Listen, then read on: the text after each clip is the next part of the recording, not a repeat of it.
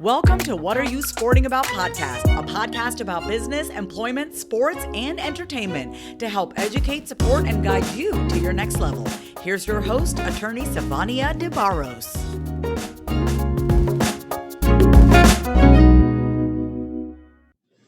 Hi, this is Sivonnia de Barros, Protective Athletes, and I have Tiffany Kelly on the line today. Hi, Tiffany. Hello, how are you? Good. I'm so glad that you agreed to come on the podcast to talk a little bit about you and your new venture.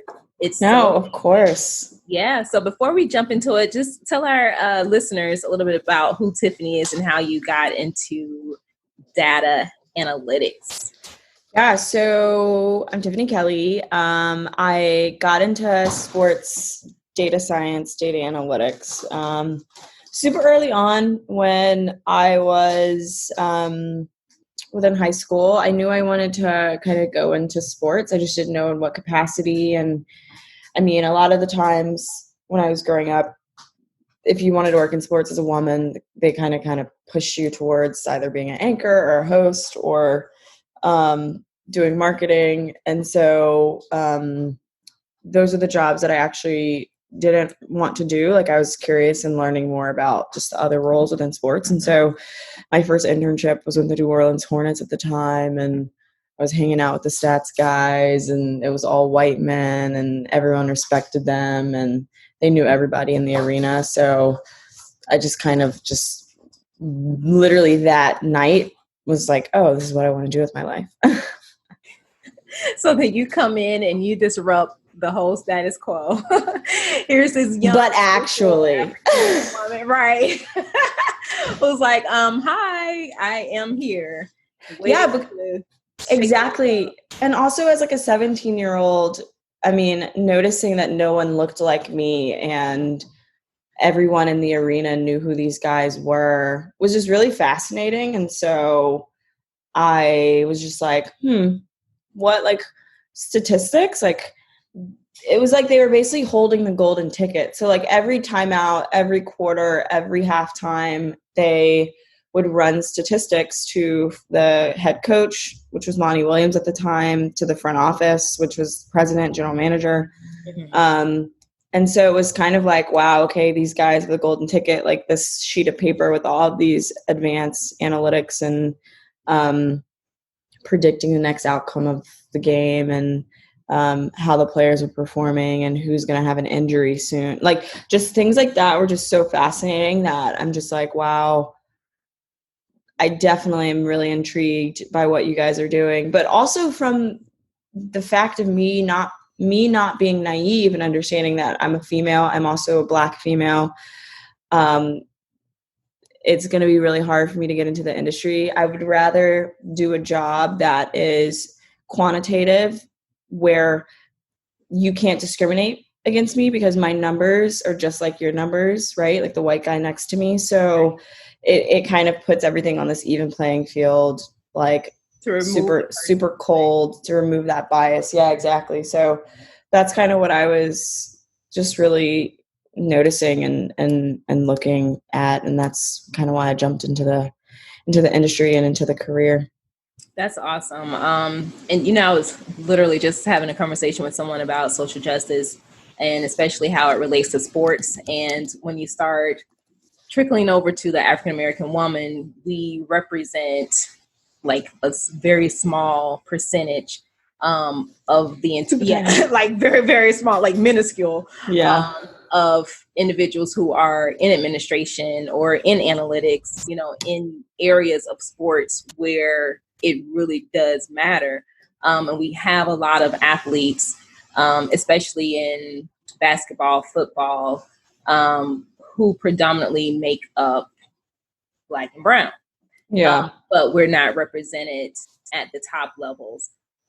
Which is wild and frustrating and annoying. And also one of the reasons why I feel like I just like dipped out and quit ESPN to build a company that is still in the space, but also, I mean, building a company that is made up of extremely diverse people like that's extremely important to me. And I feel like if you don't go through those experiences, or at least empathize a little bit. If you aren't Black or brown, then you won't understand it. And I think, some of the best companies are the most diverse companies. Right. And I think that you definitely have to make sure that you're implementing diversity, and not diversity in a box, because I feel like there's some people or some companies who have diversity in a box just to say, hey, we checked that, but not truly implementing a full, well-rounded, holistic, diversified company that will treat its employees right, or if we are talking about sports, treating its athletes right and giving them the services that they need to be successful outside of the field, court, pool, whatever it is. So talk to us a little bit about your company, because you have something phenomenal that's going on right now. I'm super excited about it. Yeah, it's a lot. So Curastory is the easiest way to get started just creating videos, right? And so it wasn't like I was having user interviews with professional athletes and student athletes, and obviously student athletes are obsessed with kind of monetizing their own content, name, image, and likeness once that comes through. But even pro athletes too, like a lot of them are starting to understand just the value in audience development and doing your own content. When you look at players like Julian Edelman of the Patriots, that was drafted 7th round, and like he just fully focused on social media, and that just immediately kind of catapulted him into the forefront of front office minds and increased his salary. Like things like that, athletes are paying attention to it more. But a lot of them don't have time. Like they are just trying to figure out how to do it. And so when I was having an interview with an MLS player, he mentioned Anchor, which was acquired by Spotify. Easiest way to make a podcast, like record, edit, find a sponsor, distribute, all 100% free in a streamlined flow. So that doesn't exist for video. And so that's what we're doing. We're just starting with athletes, student athletes, to where we can send them rentals, which is like all video equipment that you need, like a light ring, stuff like that. You edit through our services. We match you with a sponsor, and all of that is free. We just take a cut on the sponsorship side, right? Yeah. And the only other option is to really just post to YouTube and like pray that you reach monetization. Yeah. And YouTube is such a hard game to play because 70% of the 2 billion monthly visits skip ads on YouTube, and that's the only way that you get paid. So it's a game of, if you don't have 1 million subscribers, and you're not really going to see anything substantial. Right. And as an athlete and as a student athlete, when you don't have time and you know that people are going to be watching this content, you want to at least have some type of guarantee that there's going to be monetization. So that's kind of, we just take care of that entire flow, that entire process. Now that's really awesome, because you guys do provide a very fast route, in a sense, to finding a way to profit from your name, especially for student athletes. And now we're getting into the name, image, likeness legislation. Florida now, of course, their rules are effective. They became effective July 1st of this year, 2020. And then some of the there were only 2 other states that have legislation, California and Colorado, but they're not effective yet. So when will your platform be ready to go? Is it available now for student athletes who now can benefit in Florida, or are you waiting? Yeah, so in the next couple of weeks, we're just QAing our product right now and just finishing up and tying up those loose ends. We'll be done, honestly, in the next week. Hopefully, I'm pushing for launch in August, and we have brands like lined up that we're announcing soon. So yeah, like if student athletes, that's actually a really good point. Student athletes in Florida that can monetize now, like I'm all for it, and reaching out to them. We have a CRM of every D1 student athlete and also every pro athlete. So it's just finding which ones are going to make sense for launch. Because what we try to do is make sure that the videos that they want to create, there's also brands that there's context and they want to sponsor those. For example, like if they're making videos about mental health or wellness, then brands like Calm, Headspace, Talkspace, like there has to be this matchmaking and context to the video that would make sense. Yeah. So based on the brands that we have just ready to go and just like waiting, we need to make sure that the athletes that we onboard, that they're typically making content that is in the wheelhouse of what a brand would want to sponsor. But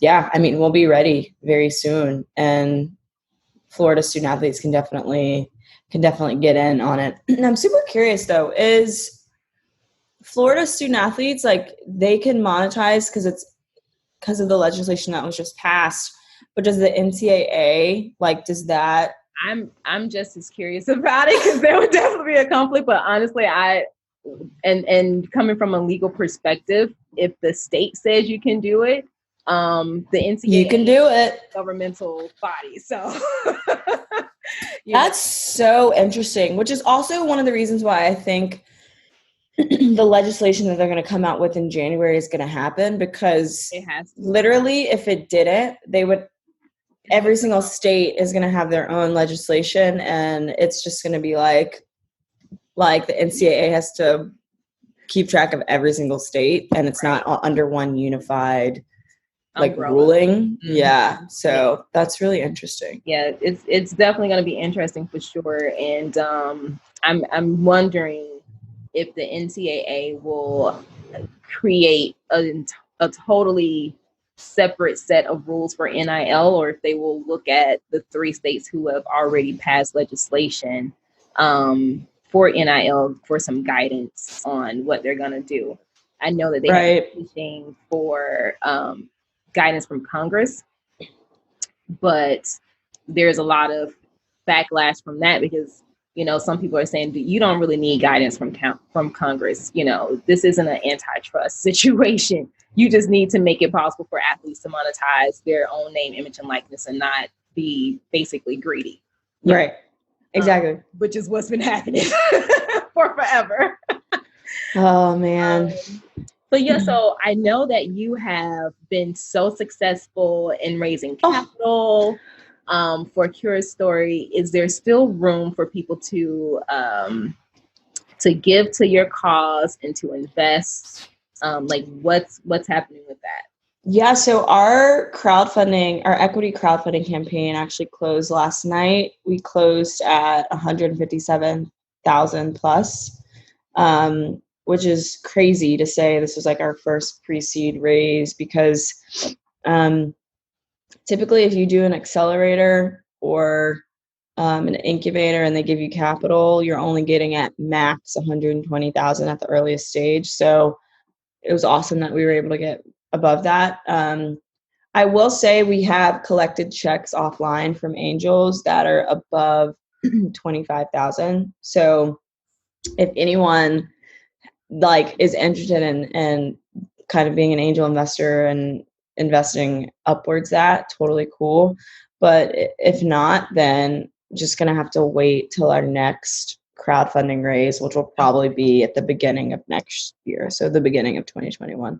Okay. And that's when you can invest as little as like $100. Like that's, which is what majority of my network wants to do. So that's going to be the beginning of 2021. Okay. And then I know you said that the platform was ready for professional athletes to monetize from their name. Does that include professional athletes who are formerly playing athletes? So our CRM, I think, is right now current professional athletes. We do have a couple athletes that were overseas, depending on if they might be free agents right now or not. But majority of the CRM that we have is current pro athletes. All right. But we're totally open to former too, because there are some former pro athletes that have really good followings, and because they're former, they are focusing more of their time on content creation. So I would say if they're not in our CRM and we're not doing the actual outbound, then once our new website gets up in the next few weeks, just literally sign up for that, and we look at all of those. Okay. Sounds good. Now, where is Curastory on social media? Like, how can people stay in contact with you all and see what's happening? Yeah, so on Instagram, Facebook, LinkedIn, it's just Curastory. On Twitter, it's Curastory US, I think. We're ramping up our social media also in the next couple of weeks because we're going through a rebranding period right now. Like, the name's going to stay the same. We'll have similar colors, but just kind of refining our brand. So that'll get kind of kicked up in the next couple of weeks. But we have the accounts already, so can totally follow on those platforms. Our website as well, curastory.co. If anyone is a video creator or brand or wants to be included in launch, sign up. Like I said, we look at all of those signups and applications. So yeah, that's what I would say if you are interested in getting started. Okay, and you also have some individual services, correct? Am I wrong about that you provide to people for and individual for what? Individual services for speaking. Oh yeah, totally. Like data science, if you need data science consulting or speaking gigs, totally open. I'm actually doing a virtual conference for women in data science that's being put on by Nike next week. Nice. So if you're interested in that, Google it and just sign up. So yeah, if you're interested in me speaking, totally just go to my website, tiffanykelly.co, and we can chat. All right. Sounds good. Thank you so much, Tiffany, for kind of shooting the breeze with me today. And of course. I'm looking forward to staying connected with you. And I am so excited about Curastory, and I just cannot wait to see how it takes off, especially with this name, image, and likeness. I know.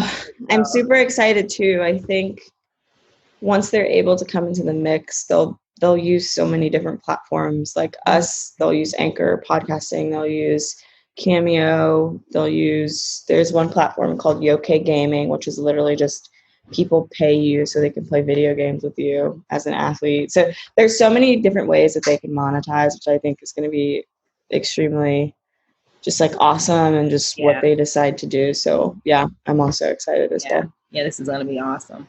Well, thank you so much. And we will talk with you soon. Thank you. Okay, bye. Bye. Thanks for joining us this week on What Are You Sporting About podcast. Make sure to visit our website, prosportlawyer.com, where you can subscribe to the show in iTunes, Stitcher, or whatever your favorite platform is, so you'll never miss a show. And while you're at it, if you found value in the show, we'd appreciate a rating on iTunes or iHeartRadio. Or if you'd simply tell a friend about the show, that would help us out too. If you like the show, you might want to check out our book, What Are You Sporting About? Attorney Sivonnia DeBarros is available for private consulting at sldebarros.com.